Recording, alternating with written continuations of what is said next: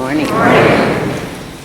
For the past year, we have been looking at Trinity Lutheran Church's 100 years of history and remembering some of the important names that participated in making what Trinity is today. Now, as the year comes to a close, we are going to take a look into the future to try and predict what is going to happen in the next 100 years, when the date is December 9th, 2112. Welcome to the Church of the Future.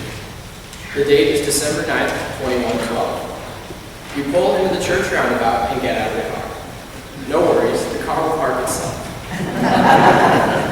As you are walking into the church, you look up and see solar panels covering the roof, surrounded by plants and grass.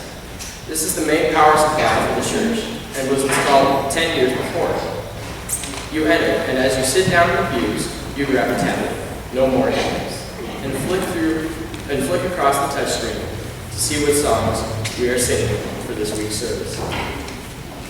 You sit back and suddenly a loud clank. It has been too long, you think again to yourself. It's been almost 50 years since we've replaced that pillar. As the service begins, you flip through the prayers and notice that none of them have to do with cancer. As medicine has improved, it has found a cure for cancer. Also, the church is full. No surprise, church attendance has never been better. Of course, people didn't just decide to come to church more often. You witness changes within Trinity, like the addition of a study hall, a computer lab, and a bigger lounge which caters to students during the week, not just on Sunday. With the improvements of overseas transportation, Trinity makes a point of helping other countries in need, which is why more people have been attending. Also, Trinity hasn't forgotten about helping people in their own city. The annual 5K race, the Frog Hop, is having its 100-year anniversary. Trinity hosts a weekly dinner for the homeless in Founders Hall. Trinity has built an even more successful relationship with people in town and around the world. You also notice that technology has played a big role in Trinity's success. From the new projection screens placed all around the sanctuary to better handheld devices for the hard of hearing. This technology reaches all the way into people's homes too.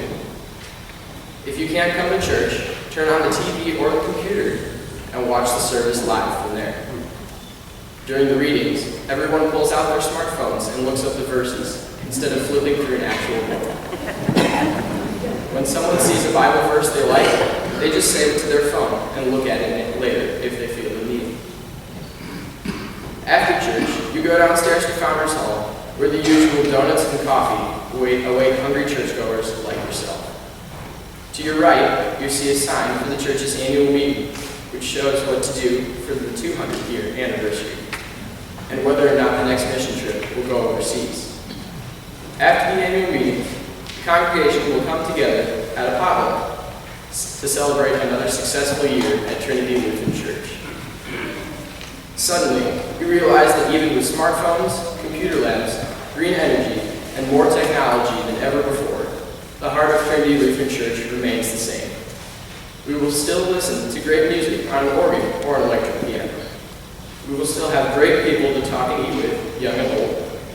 There will always be those grandmas who explain to the younger ones how tall you've gotten. And there will always be a community of faith that helps each other grow in God, care in Christ, and serve in the Spirit. Some things never change.